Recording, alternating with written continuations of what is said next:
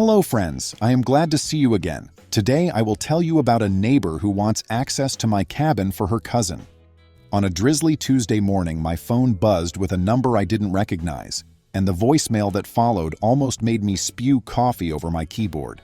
The message was a high-pitched demand that I call back immediately about the usage roster for my own mountain cabin, delivered by Karen, the self-appointed queen of our neighborhood's HOA. I knew her voice because it carries across backyards like a siren every time someone forgets to roll their trash cart exactly 32 inches from the curb. I'm Jace, 35, software architect who works from home most days. My cubicle is the spare bedroom overlooking Pine Hollow Estate's manicured detention pond. The cabin in question sits 3 hours away in the Oak Summit range, high enough that cell service drops out and the sky at night looks perforated by stars. My late grandpa built it himself. It's off the grid, powered by solar, and, crucially, outside any HOA's grasp. I spend a couple of long weekends there each season, and otherwise I leave it locked tight. The key stays on my keychain, the deed in my safe. Karen and I had only interacted at HOA meetings. She's the vice chair, though you'd never guess she's second in command by how much airtime she grabs. Last month, she overheard me telling our neighbor Milo that I hadn't been up to the cabin since early spring because of work deadlines. Her eyes lit up the way my dogs do when I jingle the treat jar. I thought nothing of it at the time. Apparently that was my first mistake. The second came when I hit play on the rest of the voicemail. Karen declared that since my rustic resource was sitting idle, it was my civic duty to share access with the community, starting with a long weekend for her cousin Beau, who would be visiting soon. She had already put him on the schedule. Then, as if she were offering me a favor instead of robbing me blind, she said she would give me 24 hours to deliver the gate code. I laughed, deleted the message, and went back to debugging an API. But Karen wasn't done. At 10:15, she rang the doorbell and stood on my porch with a clipboard, pastel cardigan, and the practiced smile of someone who signs Christmas cards with her full middle initial. She launched into the same speech, adding that she'd drafted a usage rotation chart. I told her gently but firmly that the cabin was private property, not a community clubhouse, and that Beau, whom I'd never met, would not be setting foot on the land. Her smile twitched. "Jace, you're hardly ever there," she said, like a principal scolding a truant student. "Unused assets breed liability. I'm trying to help you." "I'm good," I replied and closed the door before she could wedge in the clipboard. That afternoon, she left 2 more voicemails. I blocked her number. I thought the saga would fizzle out. Instead, the stakes rocketed. The next Thursday, my boss, Dalton, pinged me. "Need to talk, urgent. Video call." When his face popped up, I saw worry lines. "I got a call from a Karen? She claims you own a corporate retreat property and are refusing to make it available for team building, even though the HOA set aside dates." My jaw dropped. Karen had called my workplace. Dalton added that she implied I was misusing company resources. Thankfully, Dalton knows I bought the cabin myself and that our company has no retreats budget. Still, HR had logged the complaint and wanted a written statement. I felt a cocktail of fury and disbelief. Karen had crossed from annoying neighbor to potential job threat. That flipped a switch in me I didn't know existed. Step 1, documentation. I live in a one-party consent state for recordings. I unblocked Karen long enough to text her. "Heard you want a discussion about the cabin. Let's set a call so there's no confusion." She jumped on it, scheduling for that evening. I fired up my recorder before answering. Sure enough, she reiterated her demand, now dressed up as workplace synergy. "Your supervisor sounded quite receptive." She lied. I kept my voice calm. "Karen, the cabin is personal property outside Pine Hollow jurisdiction, and no one will be accessing it without my permission." Silence. Then she huffed. "If you're going to be selfish, be prepared for consequences." Click. Step 2, security. I phoned the sheriff's office that covers Oak Summit County. The deputy confirmed I could file a trespass letter in advance. He said they'd patrol if anyone showed up uninvited. Step 3, check the cabin. Early Saturday, I drove up. The dirt road was just as I left it. No new tire tracks. I changed the padlock anyway, installed 2 motion cameras linked to a satellite hotspot, and left a notice on the door. Private property, unauthorized entry will be prosecuted. Returning home Sunday night, I found a neon pink flyer taped to my mailbox. Community Mountain Getaway Schedule Slot A, Beau, June 14th, 17. My cabin address was printed in bold, along with a MapQuest-style diagram. At the bottom, HOA letterhead, meaning she'd used association funds to print it. I took photos, pried the flyer off, and emailed the HOA board a polite but firm notice. The flyer contained unauthorized false information, and any guests arriving would be considered trespassers. I attached the image plus screenshots of Karen's texts and the audio transcript. I requested the issue be added to the next board meeting agenda. By Monday morning, things went from absurd to surreal. My satellite camera pinged. Motion detected. 2 people on the porch. One was a lanky guy in aviator sunglasses fumbling with the doorknob. The other, a woman reading from a printed sheet, the neon flyer. Cousin Bo had arrived early, apparently with a friend. I dialed the county sheriff. They were still on my property when a deputy rolled up. The feed captured the conversation. "Sir, you do not have permission to be here," the deputy said. Bo argued, waving the flyer, claiming the HOA owns it. 30 minutes later, both visitors were escorted off with trespass warnings. I saved the footage, labeled, time-stamped, backed up to 3 drives. That might have been the end if Karen knew how to quit. Instead, she doubled down. 2 days later, an anonymous complaint arrived at corporate HR alleging I was operating a side rental business during work hours. The report referenced security footage and multiple guests. HR flagged it for investigation. I knew instantly who the source was. At this point, the petty part of me wanted to slam the door legally and be done. But another part, call it my inner spite goblin, decided a lesson would stick better if it came gift-wrapped in Karen's own rules. So I opened the Pine Hollow Bylaws PDF and started reading, highlighter in hand, ready to turn every ounce of her self-appointed authority back on her. The first thing I learned from the bylaws was that our HOA, like most, runs on 2 currencies: volunteer hours and paperwork. Karen had mastered the hours. She chaired every subcommittee from landscaping aesthetics to the 4th of July parade. But the paperwork? She treated it like a formality, which meant she left a breadcrumb trail wide enough to drive a fire truck through. I printed the governing documents and highlighted every clause she'd trampled. 2 jumped out immediately. No board member may present written material on HOA letterhead without majority vote approval. Association funds must never be used for personal benefit or for activities outside subdivision boundaries. The neon schedule flyer violated both. Bo's little expedition meant Karen had dipped into HOA money to print and distribute. That alone merited censure. I kept digging. Item 3 was juicier. Any officer who willfully misrepresents a private asset as an HOA asset is subject to immediate removal by 2/3 vote and liable for restitution. Perfect. I called Evelyn, the HOA secretary. She's a retired court reporter with a memory like a forensic drive image. Nothing ever deleted. She picked up on the second ring. "Evelyn, it's Jace. Quick question. Did the board approve a community mountain getaway schedule?" She snorted. "We haven't approved a new event since the spring plant swap, and that one barely passed." I explained the flyer, the trespass, the HR complaint. Evelyn listened without interrupting, then said, "I've suspected Karen was freelancing.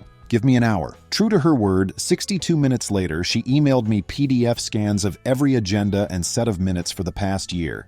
No mention of cabins. She CC'd the entire board and flagged it urgent, potential misrepresentation.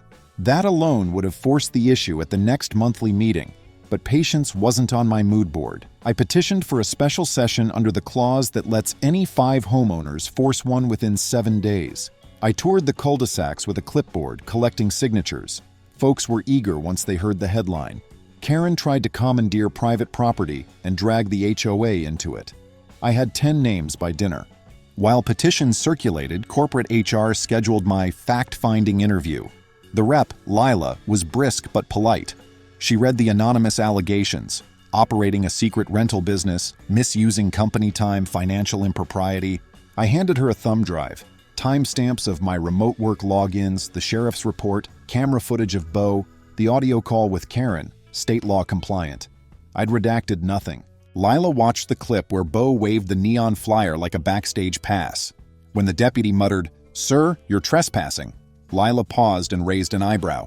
"Okay," she said, "this complaint is colorful." I asked if the company would release the complainant's name if the charges proved false. She told me HR policy protects anonymity unless evidence shows malicious intent that harms an employee. She slid my folder into a stack labeled "Closed No Action." Before I left, she added, "Off the record, whoever called us crossed the line. If they harass you again, let me know. We have counsel. Check one box, professional life secure. Next, I phoned Deputy Henders, the one who'd confronted Bo. He confirmed the trespass warning was active for 1 year. I asked whether filing a civil harassment order against Karen made sense. He said it would if the pattern continued and suggested documenting every contact. His exact words, "Paper trails beat fairy tales." That Friday, Evelyn posted notice for the emergency HOA meeting in the clubhouse. Karen immediately blasted social media claiming a smear campaign, framing herself as protector of community resources. The comment section was a popcorn buffet. Some neighbors cheered her, others asked why their dues were paying to print road trip flyers. I screenshotted everything. Saturday morning, 2 days before the meeting, my front camera captured Karen pacing at the end of my driveway, phone glued to her ear. She pointed at my house as she spoke, then marched off. 10 minutes later, my cell rang from a blocked number. I let it go to voicemail. Her voice sharp as a tack. "Jace, this narrative you're spinning will backfire. The board supports me. Drop it." I saved the recording. By now I had enough rope, I just needed a chair to kick. Enter Milo, my next-door neighbor and low-key cybersecurity wizard. Over burritos, he told me he'd found a bare-bones website titled Pine Hollow Retreats. It advertised exclusive cabin experiences and accepted PayPal deposits. One listing matched my place down to the tin roof porch and solar array. Price, $180 a night. The booking calendar showed Bo's date as confirmed paid. I felt my stomach twist. Someone was literally selling stays at my cabin. The domain registration? Karen Ducks FT Newmail. Milo pulled the WOS record for our files. Sunday afternoon, Milo and I drafted a cease and desist letter citing the Computer Fraud and Abuse Act, plus plain old common law fraud. We gave Karen 24 hours to take down every reference to my property and issue refunds. I sent it certified mail and scanned copy to the board. Attaching the PayPal screenshots was the cherry on top. Monday, 7 p.m., Clubhouse. Turnout exceeded fire code. People leaned against trophy cases and stood in hallway spillover. Karen sat at the front table, pastel cardigan swapped for a blazer. Battle gear. Evelyn read the petition aloud, then yielded the floor to me for statement of grievance. I took a breath. Neighbors, I love Pine Hollow. I pay dues, follow guidelines, and volunteer at cleanups. But last week, my private cabin, 3 counties away, was advertised as an HOA asset without my consent. Flyers went out, an unauthorized guest attempted entry, and my employer received false complaints. These actions stem from one person, Vice Chair Karen. Gasps ricocheted. I played 3 clips on the projector, Karen's voice message about consequences, Bo at the cabin, and the website's booking page. Each slide stayed up long enough for phones to snap photos. Karen interrupted, "Point of order, he's defaming me."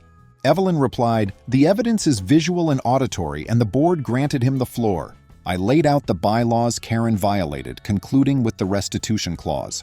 I move that we vote to remove Karen from all positions effective immediately and require repayment of any HOA funds spent on this unauthorized endeavor. Someone seconded. The room buzzed. Karen shot to her feet. "This is a witch hunt. The board authorized exploring cabin share partnerships to foster neighborhood unity." Jace volunteered at the April meeting. Evelyn flipped pages in her binder. April minutes contain no such motion. A murmur swept the audience. Evelyn's minutes are gospel. Then Milo raised his hand. "Can the board confirm or deny that HOA funds paid for PineHollowRetreats.com? Because the registration email matches Karen's contact info." Karen's face drained. The treasurer, a soft-spoken dentist named Pete, adjusted his glasses. "I never approved domain expenses and no checks were issued." That settled it. Ballots were handed out, counted twice. Final tally, 42-3 in favor of removal. Karen was stripped of title on the spot. A separate motion demanded she repay $312.47 for printing and website hosting, plus issue a written apology to the membership and to me. If unpaid in 30 days, the HOA would lien her house. Karen stalked out, blazer flapping like a wounded bird. Cameras flashed. Social media lit up before I backed out of the parking lot. I would have been satisfied right there, but vindication has a sequel. 2 days later, Bo emailed an apology. Apparently, Karen never told him the cabin wasn't hers to give. He'd paid a family discount deposit and wanted a refund. I forwarded him the cease and desist and suggested small claims court.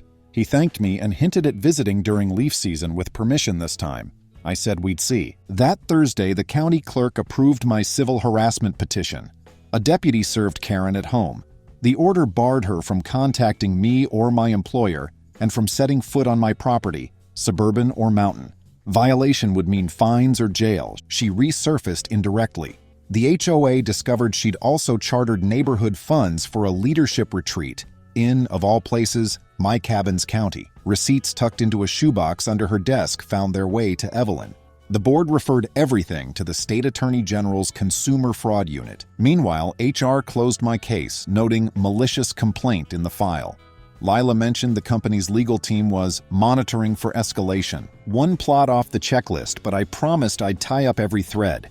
Grandpa's cabin needed some TLC before summer, so I planned a memorial work weekend. Milo offered to help repaint the porch. Bo, of all people, emailed again saying he'd reversed the PayPal chargeback and wanted me to know he'd testified to the fraud unit about paying Karen. Apparently, she'd badgered several relatives for booking deposits. I told him the porch repaint wasn't a vacation, but if he brought his own brush, he could earn s'mores. He agreed. By Memorial Day, the fraud unit had enough statements to draft a complaint.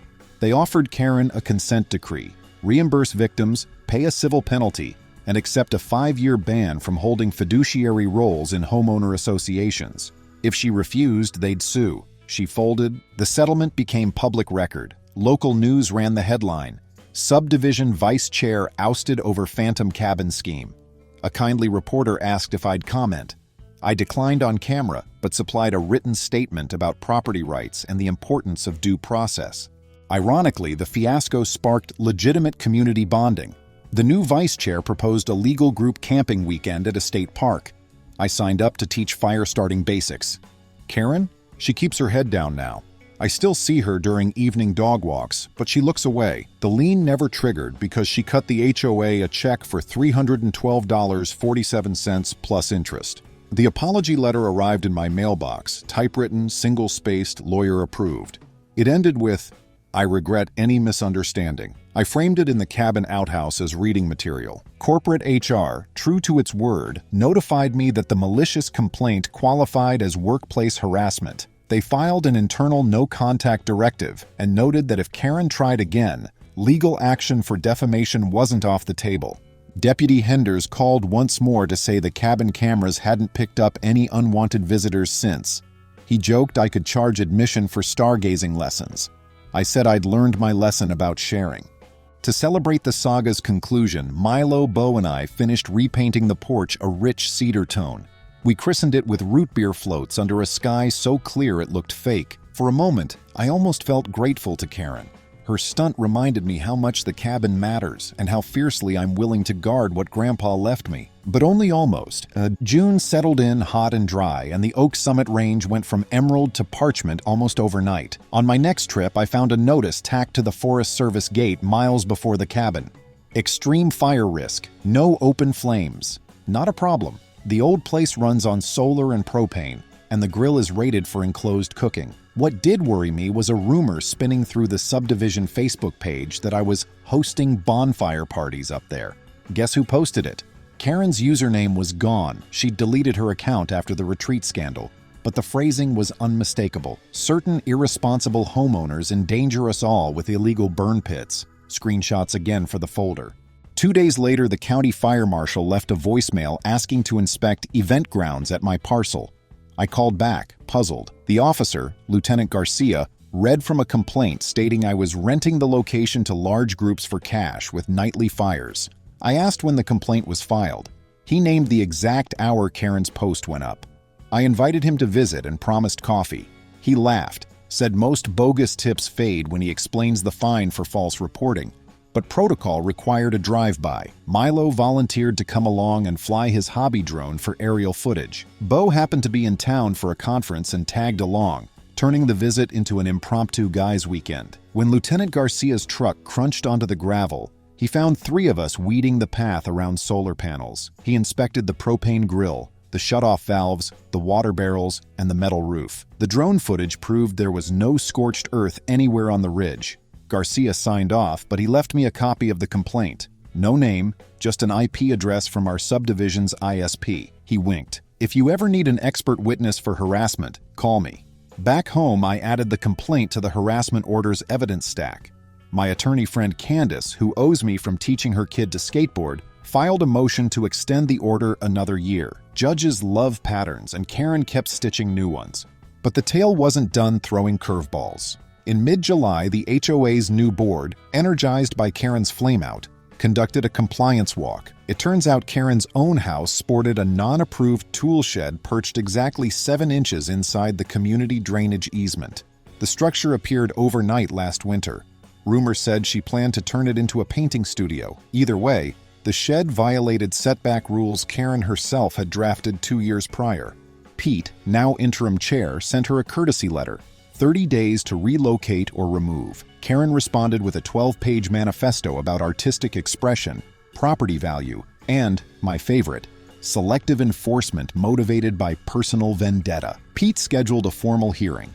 The fine started at $50 a day after the deadline. While that drama simmered, my company announced an off-site hackathon to build morale. HR asked me to scout venues. Irony tempted me to suggest the cabin, legally this time, but the hackathon needed Wi-Fi and 30 desks, which the cabin definitely lacks. We booked a lakeside lodge instead. I did, however, invite Milo and Bo to speak about cybersecurity and fraud detection. Their segment, Don't Get Cabin Napped, earned a standing ovation. Lila from HR beamed at me afterward and said, "Consider your file permanently exonerated." Early August arrived with monsoon-style thunderstorms. My doorbell cam pinged at 11 p.m. Karen, soaked and frantic, clutching a plastic folder. I didn't answer. The no-contact order is crystal clear, but my lawyer later forwarded me an email from hers. The gist, the city issued Karen a notice of violation for the shed and for channeling gutter runoff into the easement, causing minor street flooding. She blamed malicious neighbor interference and threatened to subpoena me, Candace replied, citing the protective order and promising countersanctions if Karen even tried. 17 days later, a flatbed truck hauled the shed out piece by piece. HOA records list fines paid, $1,750. I thought that might finally be Karen's humbling moment. Instead, September unveiled her most audacious move yet. She filed a small claims countersuit against me for defamation, emotional distress, and loss of reputation, seeking $4,500, the state's maximum. She claimed my false allegations caused her ouster and damaged future employment prospects. Candace laughed when she read the summons. Defamation requires untruths, and you're sitting on a mountain of receipts. Nevertheless, court dates demand prep. We printed every exhibit. Voicemails, flyers, the website, police reports, fire marshal findings, HOA minutes, PayPal records, social posts, the fraud unit settlement, even the cashier's check she wrote to reimburse the HOA. Our binder looked like a law school final. The hearing took place in a downtown courthouse with flickering fluorescent lights and a judge who kept a ceramic gavel paperweight that read, "I can't fix stupid, but I can award costs." Karen arrived alone, carrying a pocket folder. No lawyer, small claims discourages them, but still surprising. She opened with a tearful monologue about online harassment and smear campaigns. She said cousin Bo fabricated his testimony to curry favor with me, and that the HOA framed her to distract from budget mismanagement. When it was my turn, I laid out chronology like code walkthrough, event, evidence. The judge interrupted twice to ask clarifying questions, mostly to Karen. "Did you distribute this flyer?" Or, "Is that your voice in the recording?" Each time she hedged, each time I played the clip, the room felt like slow motion. The gavel paperweight practically glowed. Final ruling, case dismissed with prejudice. Judge ordered Karen to reimburse my filing fee and awarded me an additional $1,000 for lost wages preparing the defense, citing a state statute against frivolous claims. He ended with, "Miss Karen, facts are stubborn things." Outside the courtroom, Karen tried to speak, but Candace, attending as an observer, cut her off. "He is under protective order. Contact him again and we're back before the judge." Criminal side. That evening, Bo FaceTimed from his apartment, popping champagne. Milo texted, "Achievement unlocked. Court boss. Plotline apparently closed, except life likes post-credit scenes."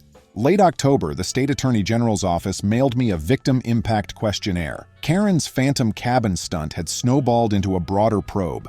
She'd run similar community deals in the past. Renting a neighbor's RV pad without consent, listing an empty condo as a loaner suite. The AG planned to seek restitution for all victims. My losses were minimal, just the cabin's padlock and a day off work, but I filled the form anyway. Thanksgiving approached. Grandpa's cabin traditionally hosts my family's turkey on the smoker, but with the fire ban still in effect, we pivoted to a no-flame feast downtown. I invited Milo and Bo. Mom made her famous marshmallow yams. Dad told the story of Grandpa building the cabin with scavenged railroad ties. Bo listened wide-eyed, then said something that solidified our unlikely friendship. I've never met people who defend what's theirs without burning bridges in the process, only the trespassers. After dessert, Dad pulled me aside. He'd found a dusty lockbox in the attic, Grandpa's original land survey, complete with latitude and longitude benchmarks, and a handwritten note about a natural spring just beyond the north property line. Grandpa believed the spring fed into a larger aquifer and might qualify for a water rights registration, but he never filed. Dad asked if I wanted to pursue it. Cue new side quest. December mornings bite harder up in Oak Summit, but the allure of mapping Grandpa's spring warmed me. Milo offered his drone again, this time with topographic overlay. Bo, now practically a cabin intern, brought a portable water quality kit.